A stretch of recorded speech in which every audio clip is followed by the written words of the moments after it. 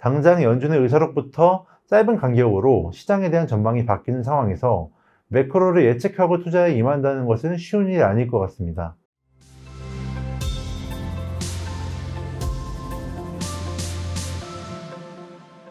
안녕하세요. 유진투자증권TV 구독자 여러분, 유진투자증권 챔피언스 라운지 금융센터 김민기 PB입니다. 현지 시간으로 지난 5월 15일 미국의 4월 소비자 물가지수가 발표되었고 5월 22일에는 5월 FOMC 의사록이 발표되었는데요. 오늘은 미국 매크로 이슈들에 대해서 짚어보고 향후 금리 향방에 대해 알아보는 시간을 가져보겠습니다. 먼저 CPI부터 살펴보겠습니다. 4월 CPI 결과는 시장 예상치에 부합하면서 소폭 낮은 수준으로 발표되었는데요. 지난 1분기에 인플레이션 상방 서프라이즈에 시장이 당황했던 것과 비교하면 충분히 괜찮은 수치였습니다. 우선 4월 헤드라인 CPI는 전월 대비 약 0.3% 상승하면서 시장 예상치였던 0.4% 상승을 하회했습니다. 다만 전년 동월 대비 상승률은 3월 3.5%에서 4월 3.4%로 낮아졌는데요. 다음으로 변동성이 다소 큰 식품과 에너지를 제외한 근원 CPI는 전월 대비 약 0.3% 상승하면서 시장 예상치에 부합했습니다. 그리고 전년 동월 대비 상승률은 3.8%에서 3.6%로 하락했습니다. 제가 지난번 CPI 리뷰 영상에서 말씀드렸던 주거비를 제외한 근원 CPI, 일명 슈퍼코어 CPI는 4월에 전월 대비 0.4% 상승했습니다.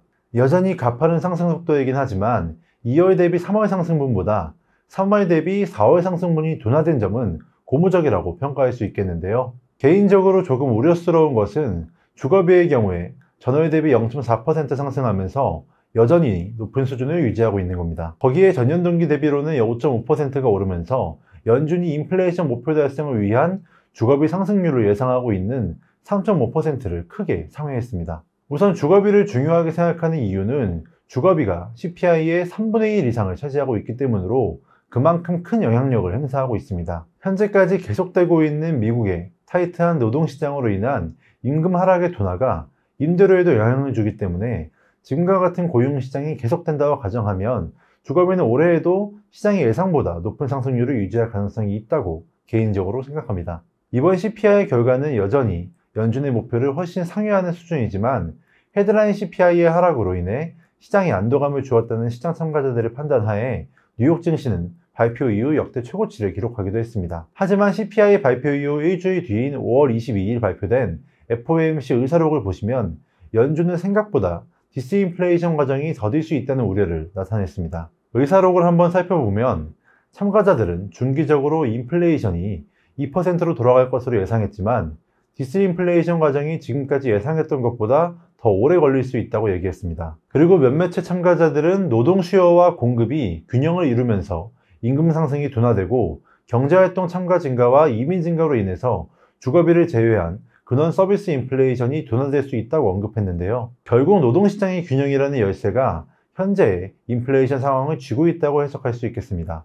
연준의 통화정책에 대한 전망과 요약을 마지막 부분에서 확인해보면 참석자들은 인플레이션이 2%대로 이동하지 않을 경우에 지금의 제한적인 정책을 지속하겠다는 입장을 내었고, 다양한 참석자들은 인플레이션 위험이 현실화될 경우 정책을 더 긴축할 의지가 있다고 언급하며 금리 인상에 대한 가능성 또한 열어두었습니다. 이번에 공개된 의사록에는 올해 금리 인하 가능성에 대한 구체적인 언급은 나오지 않았는데요.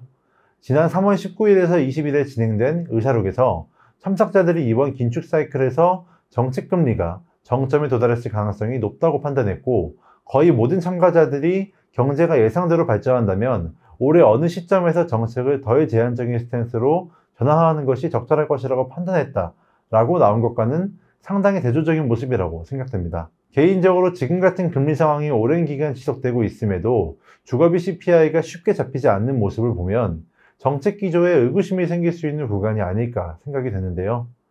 당장 연준의 의사록부터 짧은 간격으로 시장에 대한 전망이 바뀌는 상황에서 매크로를 예측하고 투자에 임한다는 것은 쉬운 일이 아닐 것 같습니다. 그렇게 시장을 예측하기보다는 이슈에 대응하면서 개별 주도주 위주로 가져가는 쪽이 더 좋다고 생각합니다. 오늘 준비한 내용은 여기까지입니다. 다음에는 더 유익한 내용으로 찾아뵙겠습니다. 감사합니다.